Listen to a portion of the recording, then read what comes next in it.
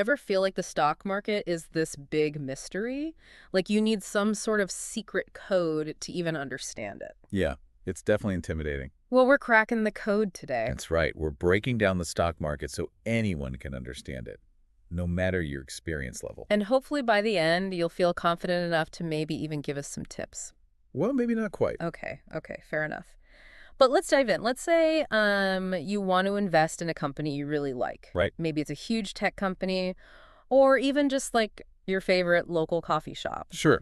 What are we actually doing when we buy stock in a company? So you're basically buying a tiny piece of that company. Uh-huh. You actually own a little part of it. Okay, so I actually become a part owner. Exactly. It's kind of like, how people buy rental properties hoping they'll go up in value. Yeah. Investing in stocks is similar, except you're not buying a whole building. Right. You're buying a tiny piece of a company, Makes sense. or sometimes even pieces of lots of different companies. Okay. But let's be real for a sec. A lot of people think the stock market, isn't that like gambling? Yeah, I hear that a lot. And sure, there's risk involved, just Yeah. like with any investment. Right, of course. But here's the thing. Informed investing.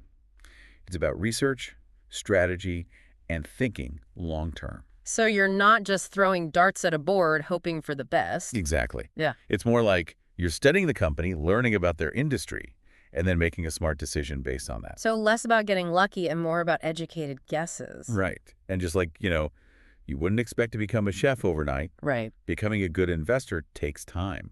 You need education and patience, which, speaking of, is something a lot of new investors struggle with. Yeah, where do you even begin if you're totally new to all this? I have to admit, even thinking about researching companies feels kind of overwhelming. Yeah, it can be a lot. Like, where do I even start? They don't exactly teach you this stuff in school. I know, right? No.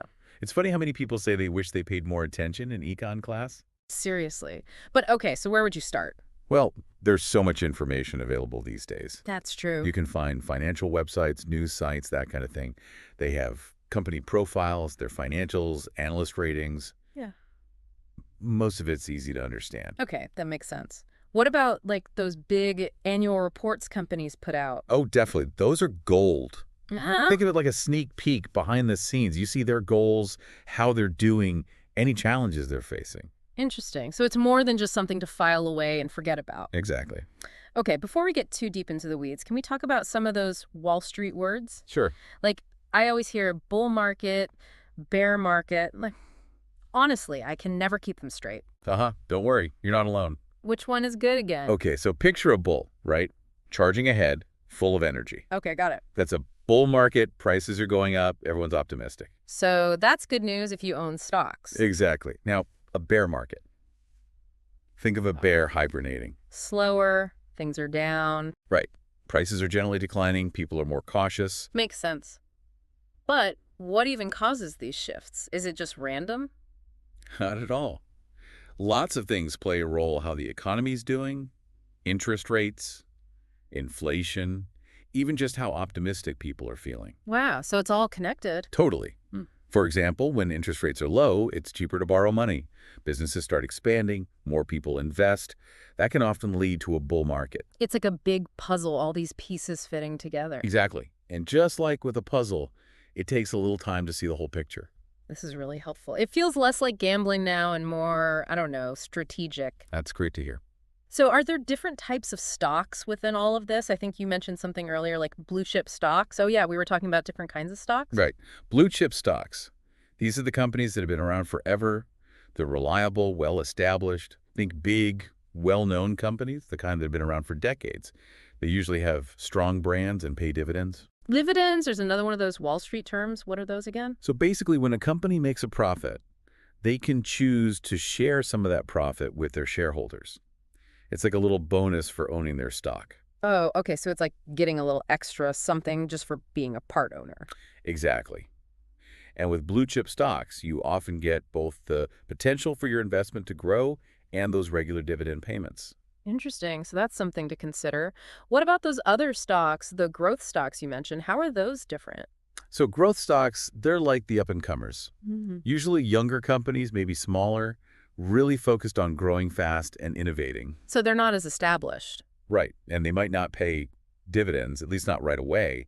They're putting most of their profits back into the business to grow even more. Ah, so it's more about potential future growth, whereas blue chip stocks are a bit more stable and give you those You dividends. got it.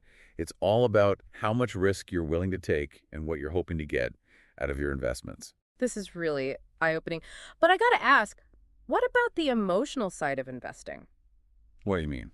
Well, seeing your investments go up and down, even knowing you should think long term, that's gotta be stressful, right? Oh, absolutely. Even experienced investors feel those highs and lows. Mhm. It's natural. When your portfolio is doing well, it feels great. But when it dips, you can't help but feel a little anxious. Exactly. So how do you deal with that? It goes back to what we were talking about before, patience and focusing on the big picture.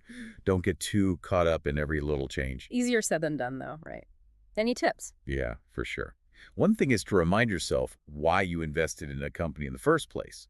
Go back, look at their performance, and see if your reasoning still makes sense. Okay, so like revisit your research. Yep, and avoid constantly checking your portfolio. Yeah. Seriously, put the phone down. Out of sight, out of mind. Exactly.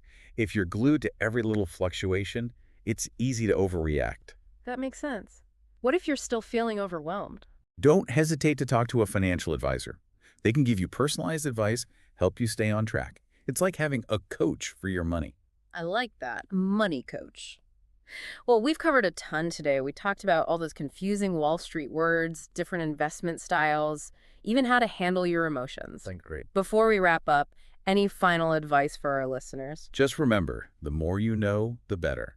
Keep learning, ask questions, and don't be afraid to reach out for guidance. The stock market can seem intimidating, but it's a journey. Pace yourself, stay informed, and enjoy the ride. Enjoy the ride. I love that. This has been amazing. Thank you so much for joining me on this deep dive into the stock market. I know I feel a lot more confident, and I hope our listeners do too. Whether you're ready to buy your first stock or just feel a little more prepared for the future, we're glad you joined us. Until next time.